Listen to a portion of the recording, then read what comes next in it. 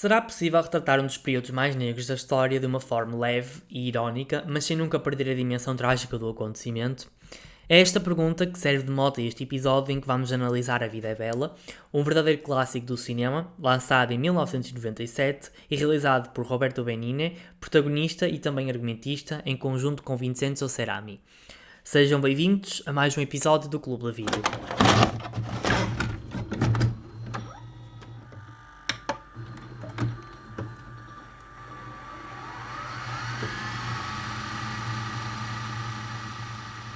Olá, espero que esteja tudo bem com vocês. Como eu disse na introdução, hoje vamos falar de A Vida é Bela, que para mim já é um verdadeiro clássico do cinema e é uma verdadeira joia do cinema europeu.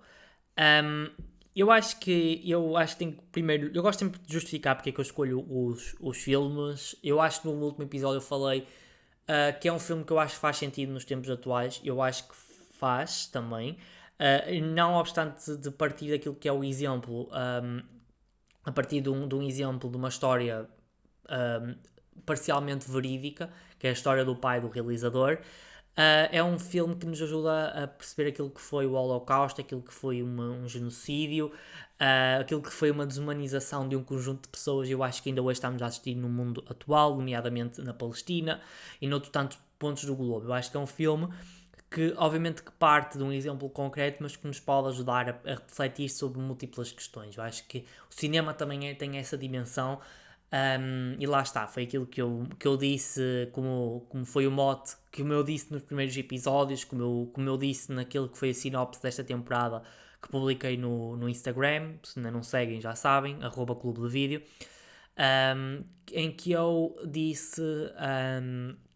Em que eu disse que, de facto, aquilo que vamos tentar fazer nesta temporada é fazer um diálogo entre a arte e a sociedade. Eu acho que o cinema também tem essa dimensão, que nos pode fazer refletir sobre aquilo que é a nossa sociedade atual, sobre aquilo que nós vemos. A ficção, pronto, eu já trouxe um filme nesta temporada que não é apenas ficção, que foi o episódio passado, mas a ficção, e seja ela inspirada ou não em factos reais, no caso deste é inspirado em casos reais, mas pode não acontecer. Por exemplo, o primeiro episódio era inspirado em casos em casos, por acaso, agora que eu estou a refletir, acho que a maioria dos episódios até agora têm sido inspirados em casos reais. Mau exemplo, não, mas não, eu acho que a ficção, ou por exemplo, a Gaiola Dourada é inspirado naquilo que foi a história dos pais do realizador, mas tem e é inspirado obviamente naquilo que foi a experiência foi a experiência de vários imigrantes,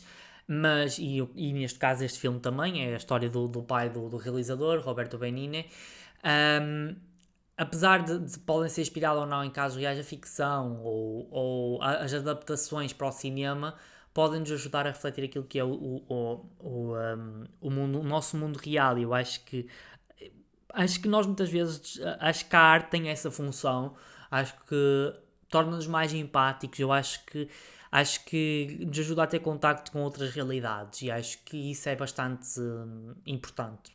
E acho que é isso que eu estou a tentar trazer nesta temporada, e acho que vai ser muito essa linha que o podcast vai seguir no futuro, que é tentar chamar a atenção para certos problemas que acontecem no nosso mundo. Eu não me quero advogar, atenção, eu não quero aqui advogar que sou aqui um salvador da pátria, não é nada disso.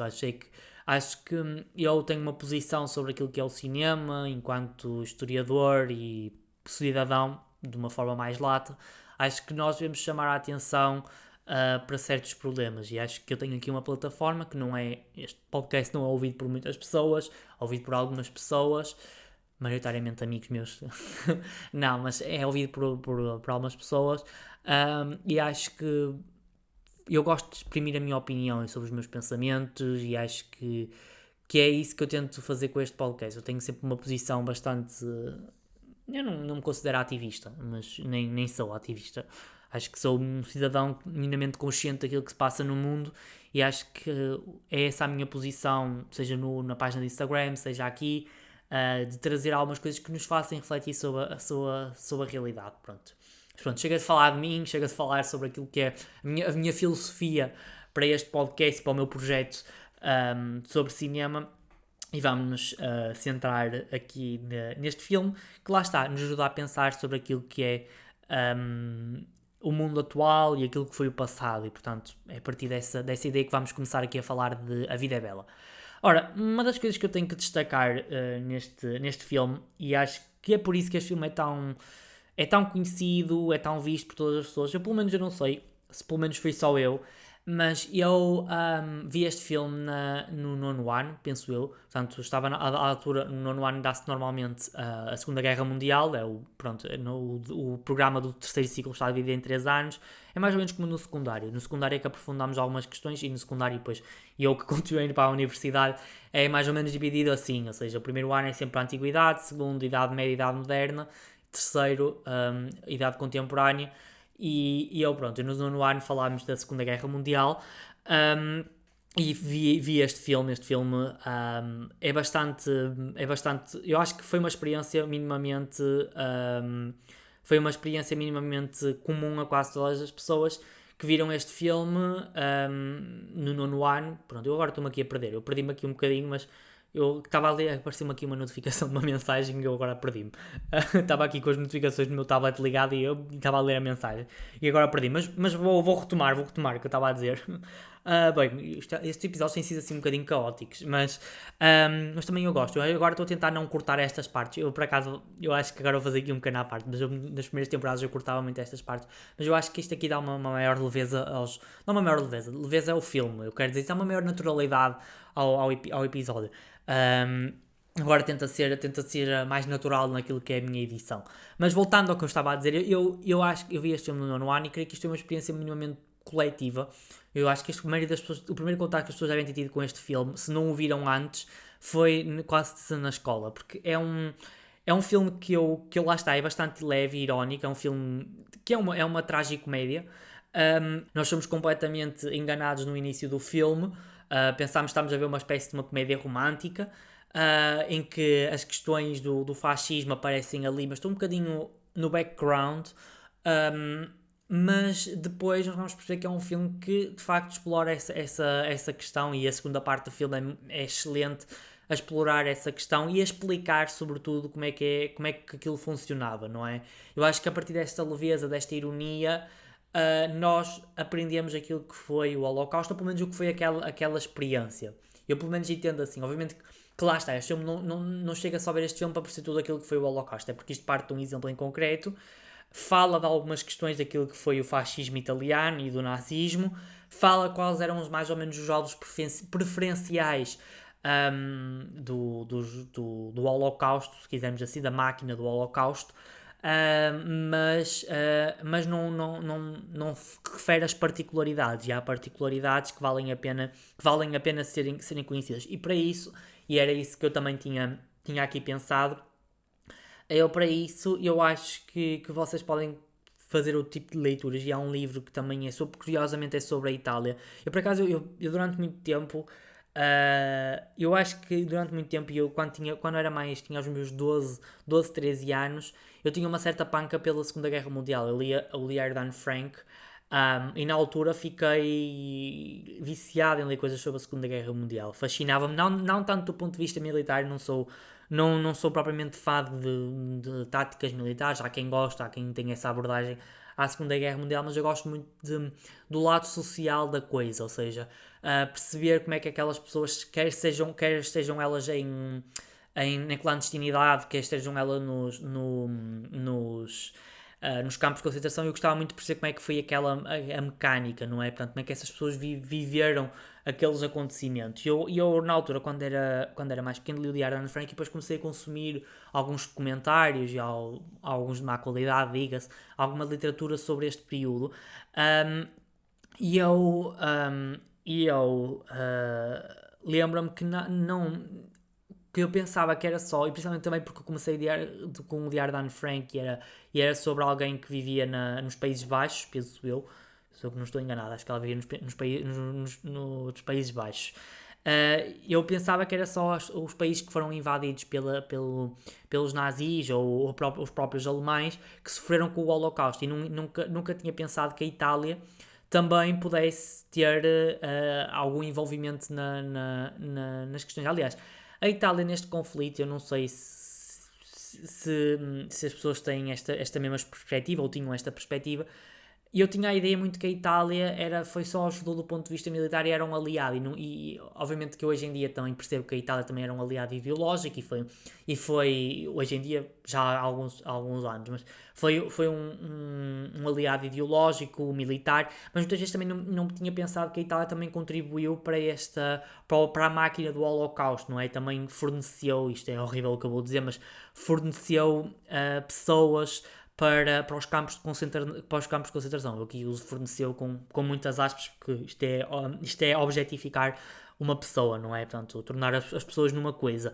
Uh, mas, como eu estava a dizer, eu muitas vezes não tinha essa consciência de que a Itália também estava envolvida nisto, e acho que quando depois no nono ano vi este filme e depois fui também fazendo as minhas leituras quando fui crescendo sobre este período, foi percebendo que a Itália também foi mais que um aliado militar e ideológico, não é? Foi também um aliado nesta política do Holocausto, e acho que este filme, assim como há um livro, e era isso que eu queria recomendar, é o livro Se Isto é um Homem, do Primo Levi, que é um livro excelente para vocês entrarem naquilo que foi a experiência dentro de um campo de concentração, a partir de um exemplo na primeira pessoa. Hoje em dia existe muita literatura sobre Auschwitz e coisas assim, que é aquelas irmãs de Auschwitz, o tatuador de Auschwitz, que são coisas inarráveis. Odeio esse tipo de livros, acho que esses livros estão a mercantilizar histórias que muitas vezes nem são verídicas, e muitas vezes com pouca científica. Eu acho que é assim, eu não sou contra fazer-se filmes e livros sobre estes acontecimentos, livros ficcionais, diga-se. Por exemplo, este filme aqui tem uma dimensão que é parcialmente inspirado, mas tem uma dimensão obviamente ficcional. Eu não sou contra a atenção, mas acho que aquilo está-se a entrar num período quase de fazer fan-mades destas histórias, e é uma coisa que muitas vezes não tem muita tradução com a realidade, e por isso eu acho que é preciso haver uma boa literatura para se compreender este período, até para não cairmos no esquecimento e para não banalizarmos certas coisas. Eu acho que lá está, é isso que eu estou a dizer. O cinema e a literatura pode nos tornar mais empáticos, e acho que ler O Se Isto é um Homem, que é um testemunho da primeira pessoa, o Diário de Anne Frank, por exemplo, este filme e outros tantos filmes sobre estes acontecimentos, ajudam-nos a estender aquilo que foi a ação. Aliás, O Se Isto é um Homem é um retrato muito, muito interessante, porque havia alguns aspectos sobre os campos de concentração que eu não sabia até há muito pouco tempo. Eu li o livro há cerca de 6 meses e havia coisas que eu não sabia, não é? E lê-se tanto, vemos tantas coisas e às vezes não percebemos, às vezes coisas a partir de exemplos micro, não é? Eu gosto muito a questão da micro-história. Eu acho a micro-história uma coisa muito interessante, porque ajuda-nos a perceber algumas que eu gosto muito de biografias, gosto muito de filmes que se baseiam em exemplos concretos, não é? Eu, por acaso, acho que esta temporada do Clube da Vídeo tem deixado muito esse meu lado, deixado muito esse meu lado exposto, e eu acho que nos ajuda a perceber algumas questões. Mas pronto, vamos falar aqui um bocadinho de Vida é Bela. Vou falar um bocadinho aqui da sinopse. A minha análise eu vou falar assim de forma simples daquilo que é a sinopse, vou falar de uma forma simplista daquilo que são as duas partes do filme. Portanto, lá está, os dois filmes passam-se. Os dois filmes têm duas partes. A primeira parte localizada na Itália fascista, as duas partes, aliás, localizam-se na Itália fascista, em 1939. A primeira parte é datada de 1939, ou seja, em que nós acompanhamos aquilo que é o início do romance de Guido e Dora, que é interpretada pela atriz Nicoletta Bratsky, que também é mulher de Roberto Benigni na vida real, não sabia, mas é por isso que eles têm tanta química. Eles são marido e mulher na vida real, e portanto nós na primeira parte acompanhamos esse romance, e portanto a primeira parte faz-nos lembrar. O filme começa por dizer que aquilo é uma espécie de uma fábula com um final triste, não é? E a primeira parte faz-me lembrar muito, muito uma comédia romântica, que tem como pano de fundo a Itália fascista. Mas depois a segunda parte dá-nos um balde de água fria, não é? Pronto, eu acho que aliás, essa primeira parte, eu agora estou-me a adiantar na minha análise, mas essa segunda parte fecha-nos logo com um balde de água fria para introduzir aquilo que vai ser a parte mais trágica, que é a segunda parte. Mas já vamos à parte da análise. A segunda parte passa-se 5 ou 6 anos depois, já numa fase final da Segunda Guerra Mundial, em que já acompanhámos a vida de Guido e Dora depois de casarem, e de terem um filho, Gisué, interpretado pelo ator Giorgio Cantarini, que é, portanto, que era na altura devia também ter os seus 5 ou 6 anos e que seria um papel que ficaria para sempre marcado na sua vida. Ora, nessa segunda parte o que acontece, não acompanhamos apenas a vida do casal e do seu filho. Aquilo que é o grande ponto desta segunda parte é que certo dia Guido, Giosué e ainda o tio Eliseu, interpretado pelo ator Giustino Durano, são levados para um campo de concentração uma vez que são judeus. E como um ato de coragem, Dora acompanha-nos e, portanto, os quatro personagens principais, não é? O tio não é bem personagem principal, mas os três personagens principais e uma personagem mais secundária, o tio, são levados para o campo de concentração e, portanto, o filme a partir daí explora um bocadinho daquilo que é, portanto, o dia-a-dia de Guido e Josué na tentativa de ultrapassarem aquilo que é o campo de concentração, se quisermos dizer assim. Pronto, feita esta parte da sinopse, vamos então entrar na parte que é a minha parte favorita, que é a análise a este filme. Ora, eu decidi também dividir a minha análise em duas partes. Portanto, na primeira parte vou falar um bocadinho daquilo que é das minhas ideias que eu retirei daquilo que vi ao longo da... Eu acho que a primeira parte tem cerca de uma hora, 3/4 de hora. Por acaso não reparei nisso, agora nem reparei nisso, mas vou ter minhas notas na primeira parte, não é? O momento em 1989, e depois vou falar um bocadinho daquelas notas ou daquelas coisas que eu achei interessantes na segunda parte. Ora, como eu disse, eu acho que a primeira parte remete-nos quase para um conto de fadas, uma comédia romântica, ou seja, tudo ali é muito... Como é que, eu não queria dizer a palavra farofa, mas faz-nos lembrar, é tudo muito... É tudo muito romântico, tudo muito saído num conto de fadas, não é?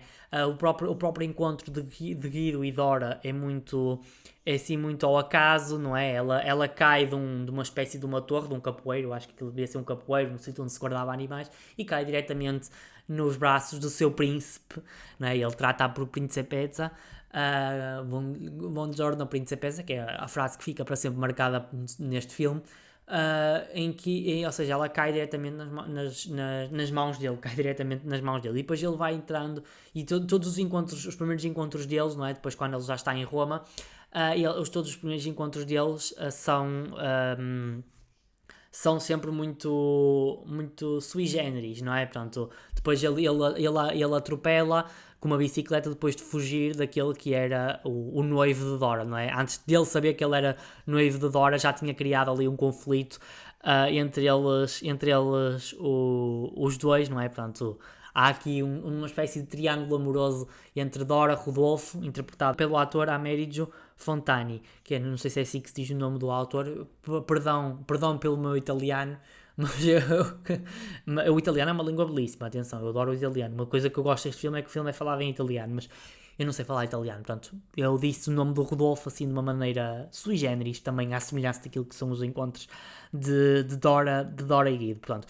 E nós nos primeiros minutos do filme vamos acompanhando aquilo que é, portanto, o jogo de sedução deles os dois, e para mim há aqui um conjunto de cenas que são muito interessantes, não é? Portanto, eu acho há aqui 3 cenas que eu destaco, ou 3 episódios que eu destaco. Eu aqui falo episódios porque eu acho que a festa de noivado de Dora e de Rodolfo é um episódio à parte que eu já vou aprofundar mais, mas eu vou falar aqui em episódios e não tanto de cenas. Mas um episódio que eu gostei foi o episódio da escola, não é? Portanto,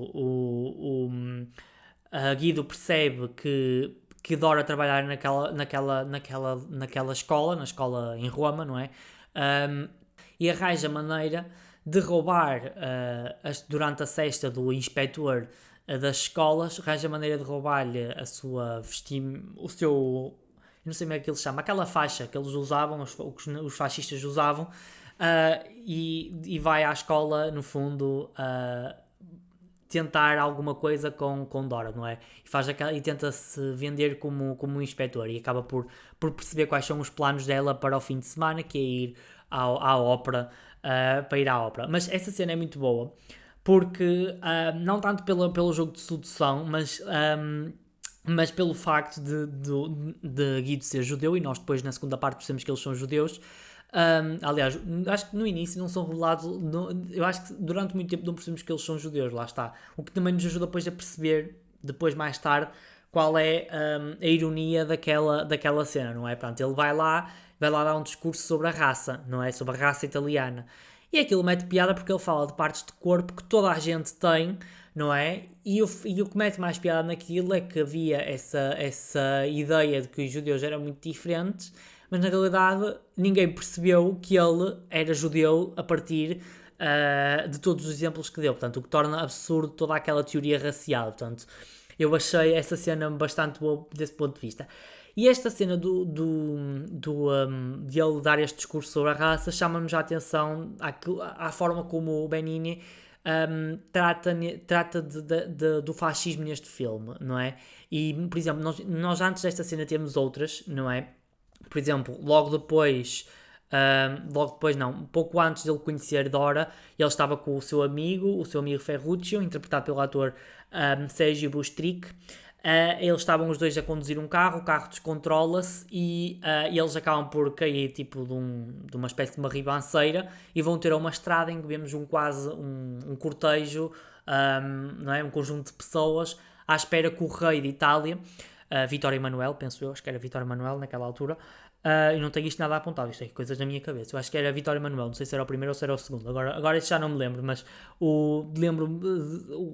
estavam à espera do rei e nós vemos, não é, as faixas do Mussolini, não é? Portanto, a faixa na tricolor italiana. Depois também temos o facto de, por exemplo, daquela brincadeira que existe da troca dos chapéus e das perguntas que Guido faz ao patrão de Ferruccio, não é? A cena dos chapéus é muito engraçada porque depois dá jeito para a cena do date, mas não é propriamente a cena dos chapéus. Mas eles estão na loja em que Ferruccio vai trabalhar, tanto Ferruccio como Guido vieram do campo para a cidade, não é? Para trabalharem, eu esqueci-me de contextualizar isso, mas para trabalharem em Roma, não é? E ficam muito felizes por estarem em Roma. Mas essa cena é muito engraçada porque ele estava a perguntar se o patrão de Ferruccio tinha alguma orientação política e depois ele percebe, ele tem 2 filhos e chama-lhe Benito e Adolfo, ou seja, claramente uma referência aos 2 ditadores, europeus, e portanto aí fica visível, ou seja, estas cenas aqui são muito irónicas, não é? E ele traz estas questões do fascismo italiano e introduz de uma forma quase muito, muito orgânica, não é? Que ele faz parte eu esqueci de dizer naquela cena do carro em que ele depois faz a saudação nazi e toda a gente fica muito fica a vibrar, lá está, as pessoas ficam muito a vibrar com aquela cena da saudação nazi, mas lá está, ou seja, Benigni introduz todas estas questões de uma forma assim, de uma forma de piada, mas que diz-nos tanto sobre aquilo que é o período que está a retratar. Eu acho particularmente inteligentíssima a cena da escola, para mim. Pronto, depois, para além dessa cena, e agora voltando aqui àquilo que é as cenas do flerte entre Dora e Guido, temos a cena da ópera, em que Guido rapta Dora e tem um date com ela, e portanto ele nesta cena a usa e abusa da sua sorte para, no fundo, seduzir a Dora, e no final da noite, quando a deixa ao portão da sua casa, faz aqui uma bem que eu te explicar, faz aqui uma declaração de amor, e é aí que Dora se rende a este homem, que é um homem romântico, um homem. Eu daqui a pouco vou falar mais das características do Guido, mas o Guido é um homem claramente inspirado, apaixonado por tudo o que faz, muito bem humorado, e portanto em tudo na sua vida ele levou sempre a sua vida com uma leveza, e acho que essa é uma das grandes mensagens do filme, e ele usa e abusa da sua sorte, do seu carisma, se quisermos dizer assim, e acaba por Dora se render a ele. E pronto, em relação a esta primeira parte vamos falar assim da cena do noivado, que é para mim o episódio do noivado, que é para mim o melhor episódio, se quisermos dizer assim, desta primeira parte, e acho que é para mim do conjunto de cenas melhor desenvolvidas desta primeira parte. Ou seja, Dora lá está, ela estava noiva de Rodolfo, que era o seu amor de infância, não é? Portanto, ela sempre namorou com aquela pessoa, eram vizinhos, eles contam lá a história. e Rodolfo tem algum poder, não é? Ele é o responsável por licenciar os negócios, não é? E lá está, vemos logo o Guido a tentar umas cenas antes, e é depois a cena dos ovos, em que ele mete os ovos dentro do chapéu e ele veste o chapéu e parte os ovos na cabeça dele. Ou seja, ele tem algum poder na Itália fascista, não é? E portanto, nós vamos perceber que há uma ligação muito forte entre Dora e aquilo que é o mundo político, lá está. E isso também, e esta cena é muito importante porque nos revela o caráter dela, ou seja, ela não concorda com nada daquilo, não é? Ela vive naquele meio, mas não é propriamente favorável àquilo que é aquele regime, não é? Portanto, e este relacionamento com Guido, na minha perspectiva, também tem, de alguma forma, uma dimensão política, ou seja, ela não gosta no meio e a escolha por ficar com Guido, mais do que ser uma paixão, também é uma opção política. Mas eu agora vou explicar um bocadinho da cena para vocês perceberem esta minha perspectiva, não é? Pronto, este conjunto de cenas, para mim, são excelentes porque são o encerramento do ciclo, não é? Desta primeira parte, não é? Culmina com eles a fugirem em conjunto, mas esta cena já nos deixa entrever qual vai ser a parte mais dura do filme, ou seja, a segunda parte é muito mais, ainda que mantenha essa leveza, já é mais dura e já é mais dentro daquilo que é o universo do Holocausto e do fascismo, mais do que na primeira parte. Na primeira parte nós vemos tudo muito ao de leve, até porque era o início da guerra ainda, não é? Vemos tudo muito ao de leve, muito quase como um background. Mas esta cena aqui já começa a introduzir aquilo que vai ser o caráter mais explícito do antissemitismo e depois daquilo que vai conduzir à prisão de Guido e da sua família. Não é? Pronto, uma das primeiras coisas que aparece neste filme mais violentas, do ponto de vista não tanto físico, mas verbal e ideológico, é a questão do cavalo, não é? Em que o cavalo do tio é pintado de verde e diz que é um cavalo judeu e, portanto, vemos o símbolo das SS nazis. E portanto, ou seja, o tio dá uma espécie de discurso ao sobrinho, o tio Eliseu, em que diz que para ele ter cuidado, e embora o Guido relativize um bocadinho a questão, não é? Para ele ter cuidado com aquilo que está a passar, porque vão começar a tentar lhe fazer alguma coisa a ele, não é? E essa cena do cavalo já nos deixa perceber qual vai ser o caráter do outro filme e o que é que este filme de facto trata. Eu acho que é este o grande ponto, ou seja, esta cena do cavalo introduz aquilo que todos os acontecimentos de seguida, na minha perspectiva. Mas para além disso, também há a cena da questão da eliminação dos inválidos, em que a professora, não é? Eu acho que era a mesma personagem que vemos na cena da escola, em que a professora, que era colega de Dora, fala de um problema matemático em que X pessoas inválidas, eu agora estou a falar isto assim de cabeça, mas X pessoas inválidas têm que ser eliminadas, não é? E era um problema matemático que os alunos tinham que resolver. Pronto, eu aqui não vou entrar mais em pormenores, mas eu acho que quem viu o filme lembra-se desta cena. E eu acho que esta cena é muito interessante porque nos ajuda não só a perceber que o Holocausto não se debruçou apenas só sobre os judeus. Muitas vezes fala-se muito dos judeus, mas não foi só os judeus, foram outras pessoas, nomeadamente os inválidos, porque há esse espírito eugenista, ou seja, de eliminar todos aqueles que não podem ser úteis para a sociedade.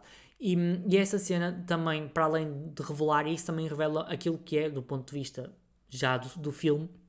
Percebemos que a Dora é contra totalmente aquilo. Ela faz uma cara àquela situação e percebe que aquilo é um absurdo o que se está a dizer. Ou seja, nós percebemos que ela, apesar de estar integrada nesse meio, ela é uma pessoa que se opõe àquilo que se está a passar.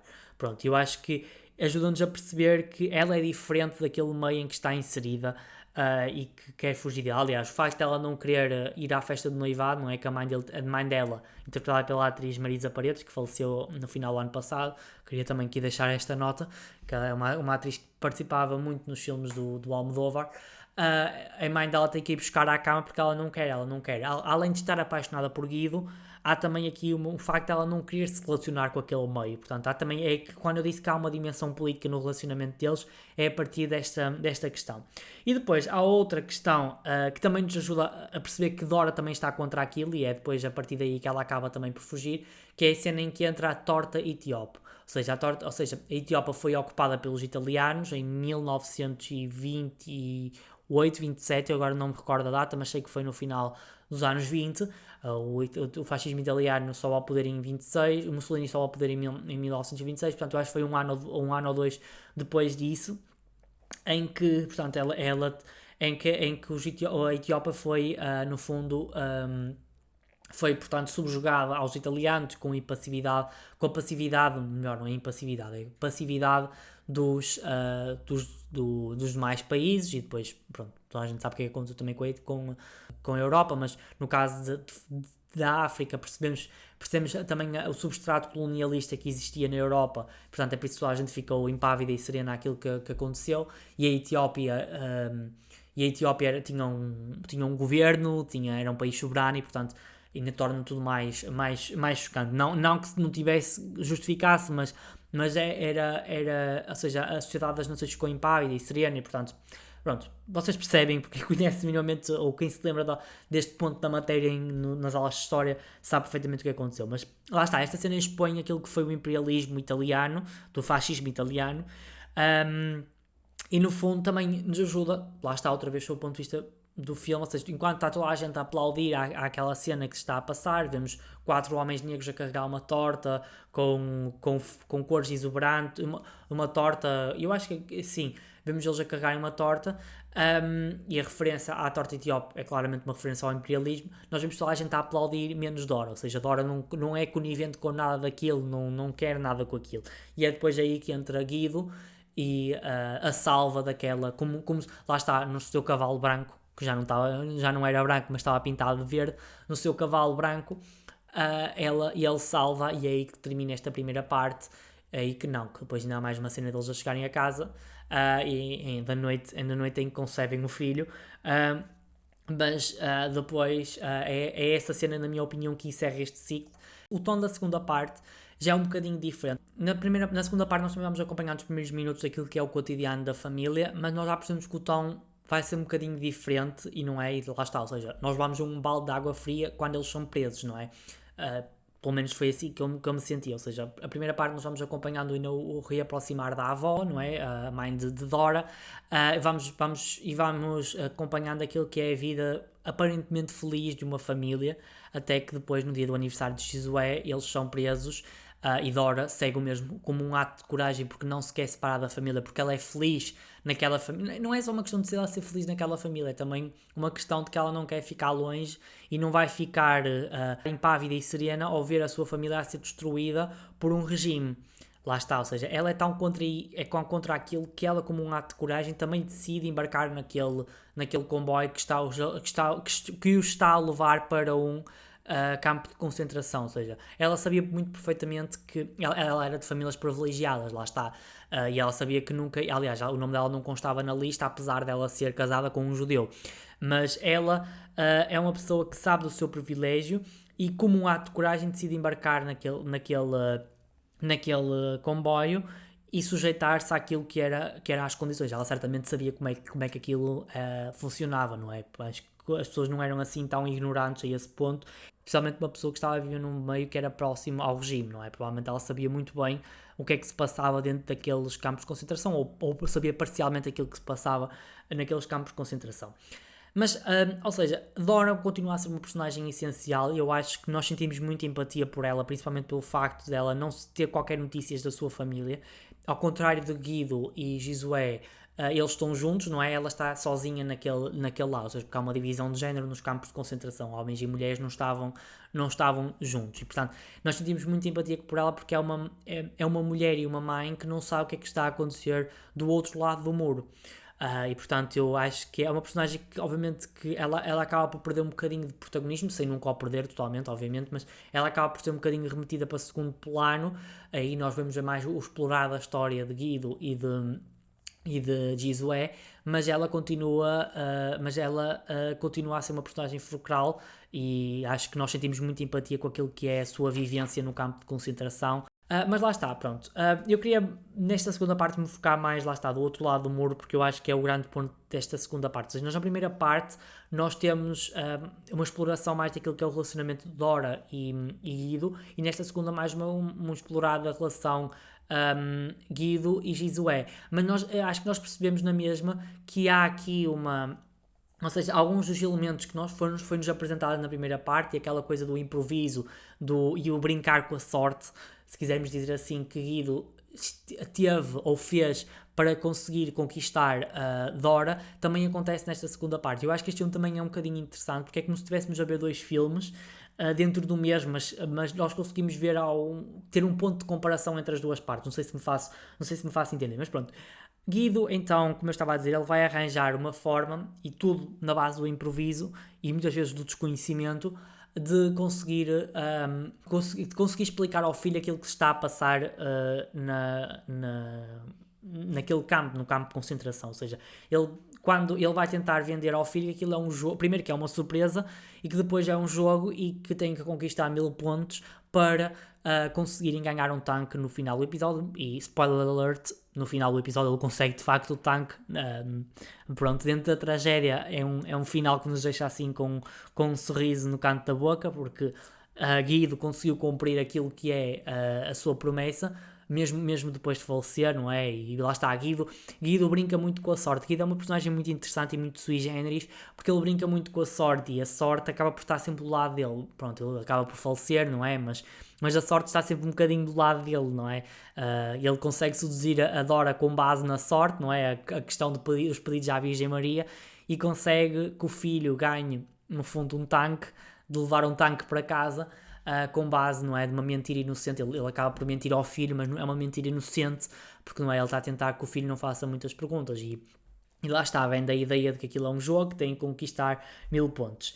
E para mim há uma cena maravilhosa, que eu acho que é a cena da tradução, não é? Ou seja, os dirigentes, entre aspas, do campo de concentração eram alemães, nazis, e de facto o Guido oferece para traduzir aquilo tudo, e arranja de uma forma, num improviso e numa cena excelente, traduzir tudo aquilo que é, de uma forma errada obviamente, aquilo que é, porque ele não sabia falar alemão, aquilo que eram as palavras do militar alemão. E eu acho essa cena deliciosa, uma cena engraçadíssima. Ou seja, há muito jogo daqui da ironia, da piada fácil, da piada fácil que não é no sentido pejorativo, mas é uma piada facilmente apreendida por todos, e muito, muito cúmplice. Ou seja, o público está a ver uma cena que é claramente triste, um acontecimento trágico. E provavelmente eu revi agora o filme para fazer este episódio, já sabia tudo o que é que ia acontecer. Sei que é um filme profundamente triste, mas nós conseguimos rir de alguns momentos. É sempre aquele riso, não é um riso estridente que damos. Eu não dei nenhum riso estridente ao longo deste filme, nem é esse o objetivo, mas é aquele riso cúmplice, ou seja, aquela comédia que sabemos que vai acabar em tragédia, mas que nós damos aquele sorriso, aquele riso contido, mas bastante sentido. Eu aqui fiz uma rima, mas acho que é isso que eu queria dizer. E lá está, eu acho que o Guido é um pai fantástico, ele é mais do que um sedutor fantástico, como foi para a Dora. É um pai fantástico, não é? Pronto, ele arranja maneira de fazer com que o filho sobreviva, não é? Portanto, as crianças não eram úteis para os campos de concentração, para aquilo que era, portanto, a produção dos campos de concentração, o trabalho escravo, análogo à escravatura, não é? No fundo, o que os judeus estavam a fazer e outros tantos estavam a fazer era no fundo fazer trabalho escravo, não é? E portanto os miúdos eram levados para a câmara de gás e pronto, eram mortos porque não eram úteis, não é? Essa visão utilitarista das pessoas, e da desumanização, não é? E o matar as crianças, também no fundo é fazer com que não se deixe descendência, que não se deixe legado para o futuro, não é? E ele arranja maneiras, ele é um pai fantástico, ele arranja maneiras de que o filho sobreviva, não é? Em si, vem daquela ideia de que aquilo é um jogo e que ele tem que se esconder para se salvar, não é? Que não pode responder a estranhos, não é?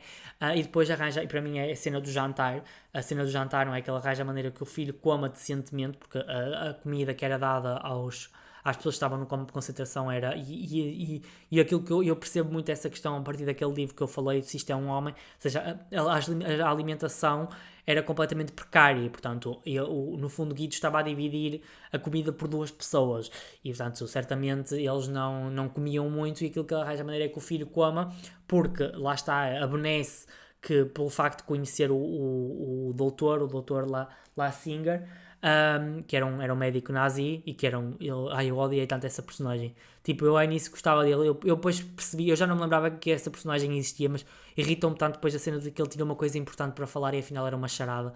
E eu acho que é das cenas que mais me irritam neste filme.